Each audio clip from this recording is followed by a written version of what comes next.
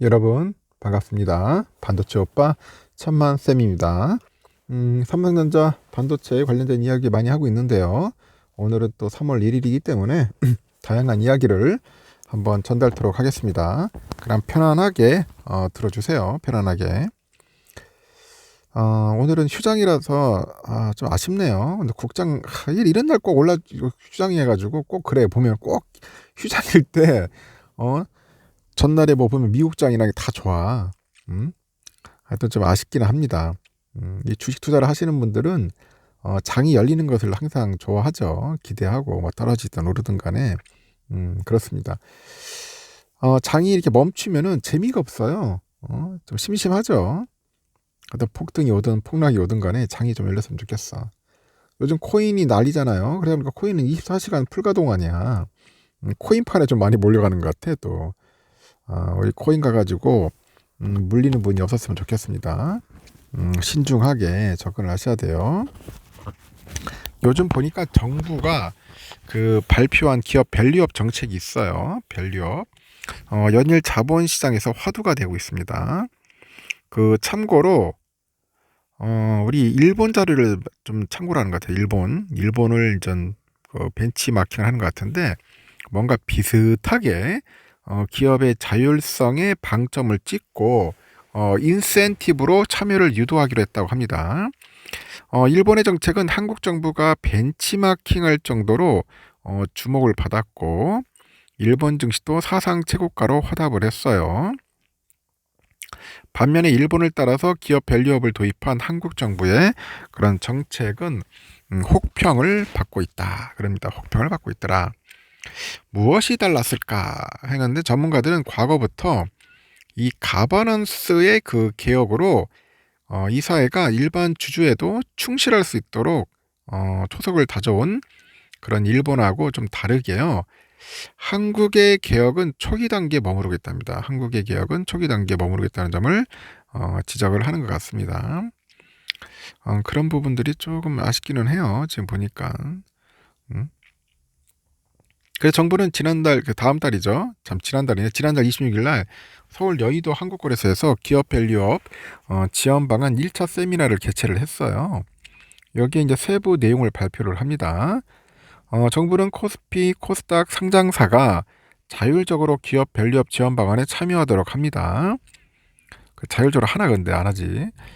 각 회사의 상황에 맞는 지표를 자율적으로 활용해서 현황을 파악하고 이를 개선하기 위한 장기적인 목표를 구체적으로 이제 세우도록 할 계획이라고 하죠. 계획 발표 후에는 잘 이행했는지 이제 알려야겠죠. 그리고 투자자와의 소통으로 받은 피드백도 알리도록 할 예정이라고 합니다. 그 참여하지 않는 기업에 대한 그 직접적인 불이익은 마련하지 않았다고 하네요. 다만 그 스튜어드십 코드에 밸류업 참여 그 여부를 반영해서 간접적인 페널티를 만들 거다. 간접적인 페널티를 만들 거라는 그런 이야기들이 좀 있습니다. 좀 그렇네. 반접적이라 한다면은.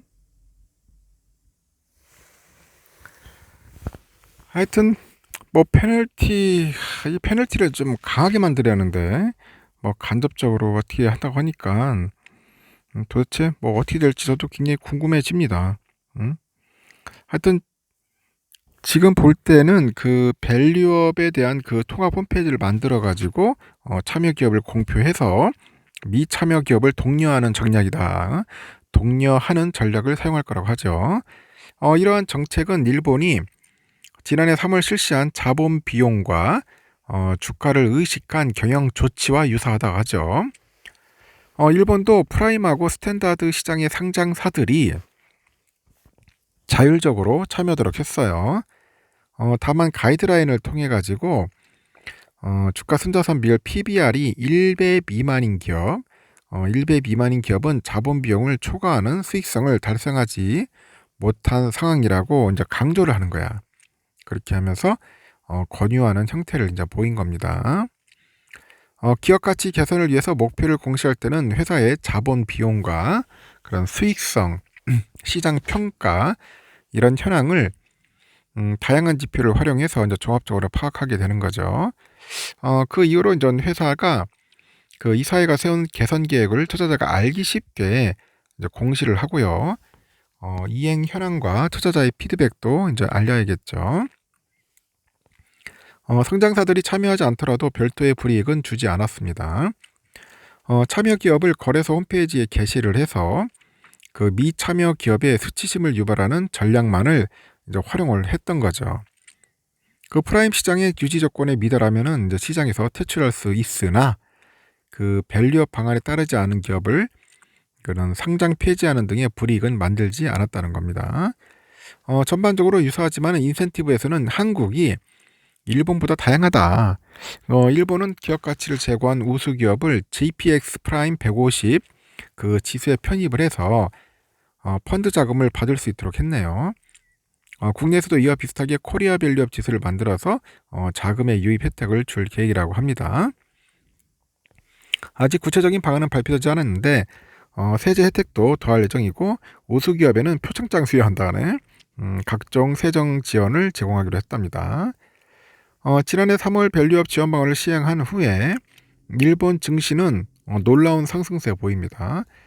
최근에 그 잃어버린 30년을 회복하고 고점을 돌파하기도 했는데 국내에서 일본의 밸류업 지원 방안을 따라서 한 이유기도 합니다. 다만 국내 시장은 효과가 크지 않을 것이라는 시각도 나오는데 일본은 오랫동안 가버넌스 개선을 해오면서 기반을 다져놓았고 이러한 그런 기초를 토대로 해서 밸류업을 시행하면서 효과를 봤다는 거예요.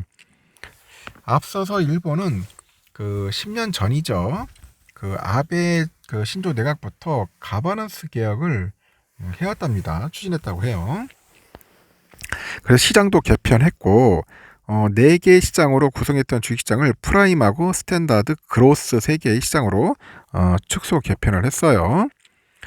이 프라임 시장은 해외 투자자랑 기관 투자자의 눈높이에 맞췄고 이 프라임 시장에 속한 기업에는 영문 자료 공시해야 돼. 그리고 투자자와 기업이 지속 가능성 이슈에 대해서 적극적으로 대화가 가능하도록 조직과 인력 구축해야 하고요. 또 프라임 시장에 진입하기 위한 요건도 까다롭게 설정합니다. 기업의 규모와 재무 상태뿐 아니라 거래 유동성 그리고 거버넌스도 고려하고 유동성 부분에서는 시가총액 250억엔, 주주 수 800명, 유동 주식수 2만 단원, 시가총액 100억엔 이렇게 충족해야 합니다. 그 단원 한 개의 의결권을 의미하는 단위인데 주식 100주를 1단원이라고 하네요. 1단원. 하여튼 거버넌스 부분은 유동주식 비율이 35%를 넘도록 정했는데 이는 최대 주주가 주주총회 특별 결의에서 일방적으로 의사결정을 할 수 없는 수준이라고 하네요. 특별 결의 통과는 요건은 3분의 2라고 합니다. 그리고 이제 상장사가 중장기적인 경쟁력과 투자자 수익 향상을 목적으로 이 거버넌스 경영을 실천하기 위한 가이드라인도 요구합니다. 반드시 따라야 한다는 법률적인 구성력은 없으나 준수하지 않으면 투자자에게 설명을 해야 하는 거예요. 이 가버넌스 코드에서 눈에 띄는 건 독립사회이사네. 이 프라임 시장 상장사가 이사회 내에 독립사회이사 비율을 3분의 1 이상 구성하도록 요구하고 있고 만약 10% 이상 지분을 보유한 지배 그 주주가 있다면은 독립사회이사를 과반수로 선임해서 특별위원회를 설립하도록 합니다. 또 보상위원회 구성원의 과반수도 독립사회이사를 구성하도록 하죠. 애초 일본은 상장 규정 중 기업 행동 규범에서 일반 주주 보호를 위해서 독립 임원을 1명 이상 확보하도록 해요. 공고가 아닌 준수사항입니다. 이를 2021년 거버넌스 코드 개정을 통해 보다 강화한 것이 이겁니다. 독립성의 기준은 여러 가지가 있는데 핵심은 일반 주주하고 이해상충이 발생할 우려가 없는 자, 이를 상장 회사가 판단을 해야 한답니다. 일본이 이러한 규정을 만든 것은 2년 뒤에 발표한 일본판 밸류업 지원 방안을 실질적으로 작동하게 하는 원동력이 됐어요. 아무리 좋은 인센티브로 밸류업 정책 참여를 유도하더라도 참여할 것인지 말 것인지 결정하는 것은 결국 이사회의 몫이다. 그래서 규칙을 만들기 앞서 공정한 선수를 뽑도록 사전 빌드업 작업을 한 것이다. 그럽니다. 아유 참 일본도 꼼꼼하게 하는 것 같습니다. 이처럼 일본 증시는 기본적으로 이사회가 주주들에게 충실할 수 있도록 기반을 확실하게 다져놓은 밸류업을 시행을 했어요. 이와 다르게 국내 증시는 큰 틀의 가버넌스 개편 정책 없이 밸류업 지원 방안을 내놓았고, 앞서서 자사주 그 마법 방지를 위한 제도 개선, 그 물적 분할 자회사 상장 관련 일반 주주 그리고 권익 제고 방안 등을 마련했으나 근본적으로 이사회의 주주에 대한 충실도를 높이는 방식은 아니었다고 하죠. 이런 점에서 일본의 밸류업 지원 방안만 참고해서는 한계점이 나타날 수밖에 없다는 전망이 있고, 영국의 헤지펀드의 그 매니저가 그래요. 일본의 부드러운 접근 방식이 성공을 거둔 이유는 지배주주가 거의 없고 소액주주 보호장치가 제대로 작동하고 그 지분 이상의 이익을 얻는 그 지배주주를 대변하는 이익 집단이 없기 때문이다. 뭐 그런 이야기를 합니다. 지난달 26일 기업 밸류업 지원 방안 1차 세미나에 참석한 국민연금공단의 그 책임실장이 그래요. 수탁자 책임실장. 밸류업 지원 방안이 성공적으로 안착하기 위해서는 권한과 책임이 있는 이사회가 직접 관여해야 한다. 그래서 사회이사가 직접 관여해서 특정 주주가 아닌 전체 주주의 입장을 대변할 수 있도록 계획을 마련해야 한다고 하죠.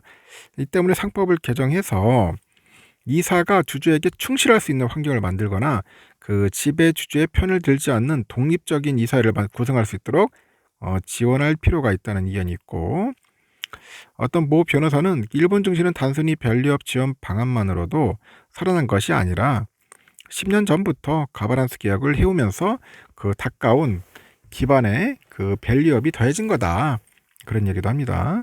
그래서 이사회가 주주에게 충실하도록 이사회 충실 의무 상법을 개정하는 방안이 필요한데 현실적으로 바꾸기 어려운 상황이고, 독립적인 사회이사를 뽑을 수 있도록 집중 투표제 해당 기업 범위를 넓히거나 그 분리해서 선출하는 감사위원수를 늘리는 방안도 필요하다고 하죠. 이처럼 이사회가 그 주주의 권익을 고려하지 않으면 기업가치 제고에 소극적으로 접근해서 한계를 맞을 수 있다는 그런 지적이 나오자 금융당국도 이제 밸류업 지원 방안의 보완책 시사합니다. 이복현 금감원장이 지난달 28일 기자들 만나서 기업 경영권 확보에 대한 합리적인 제도 마련을 전제로 상법상 이사의 충실 의무에 주주의 이익도 고려하도록 개정하는 등의 방안이 종합적으로 검토돼야 한다고 합니다. 밸류업 미참여 기업에 대한 페널티는 아닌데 주주 환원 관련 지표로 기업을 평가하는 방안도 거래소와 논의하고 있다 언급했고, 특정 지표들을 만들어서 지표에 미달하거나 주주 환원이 충분하지 못한 곳에 대해서는 여러 가지 요구를 고려하는 것도 논의 중이다. 그런 이야기를 합니다. 하여튼 미리미리 준비해서 좀 차분하게 잘했으면 좋겠습니다. 하여튼 해야 할 것들이 좀 많은 것 같네요. 하여튼 밸류업 프로그램 잘 활용해서 우리 주식도 우리 증시도 일본처럼 활활 타올랐으면 좋겠습니다. 여기까지 하겠습니다.